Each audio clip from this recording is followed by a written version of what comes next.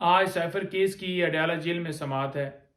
जैसा कि आपको पता है कि मुख्तलिफ कोर्ट्स ने और इस कोर्ट ने भी खान साहब को कोर्ट में पेश करने का हुक्म दिया, लेकिन खान साहब को पेश नहीं किया गया। ये ही कहा गया कि सिक्योरिटी के खदशात हैं जी।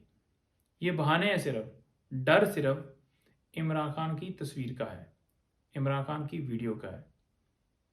जब हम कहते थे कि इमरान खान साहब की जान को खतरा है, उनके ऊपर वजीराबाद में हमला हुआ है, वो ज़ख्मी भी हैं, 26 घंटे ऑपरेशन भी किया गया जमान पार्क में और मजबूर करके उन्हें जनाब कहा गया कि आप आएँ और वो पेश होते रहे मुख्तलिफ कोर्ट्स में।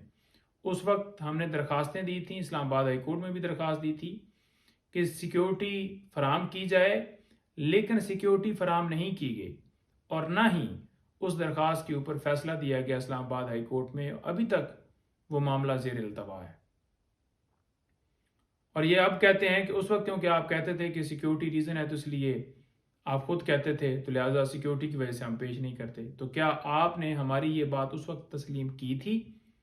क्या आपने हमारी बात को एडमिट करते हुए सिक्योरिटी दी थी?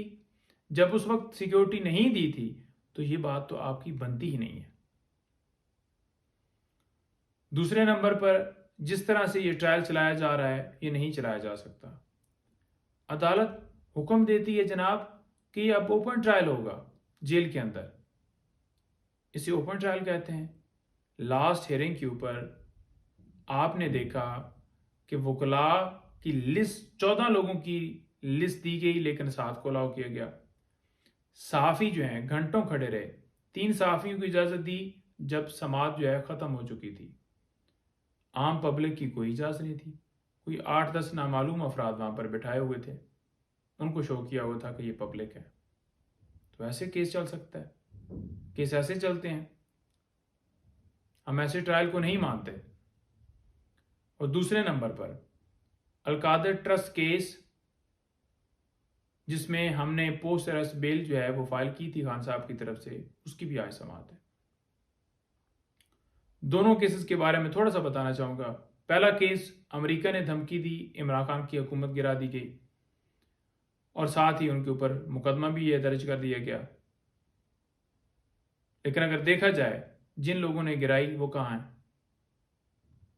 मज़े कर रहे हैं। उन्होंने 16 महीने हुकूमत की और अब दोबारा जो है उनको लाने की कोशिश की जा रही है।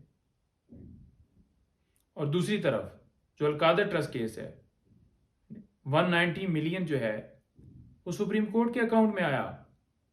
बैरियर के प्राइवेट अकाउंट से ये रकम सुप्रीम कोर्ट के अकाउंट में आई, इमरान खान के अकाउंट में नहीं आई।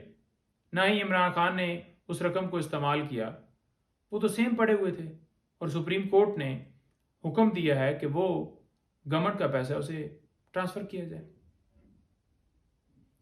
और दूसरे नंबर पर जो अलकादर ट्रस्ट है, तो उसमें तो इमरान खान साहब और बुशरा बीबी साहबा ट्रस्टी हैं। वो उससे ना कोई बेनिफिट ले सकते हैं, ना उससे कोई तनख्वाह ले सकते हैं, ना उसे कोई फाइनेंशियल उनको बेनिफिट जाता है। वो तो ट्रस्ट है, ना वो बेच सकते हैं।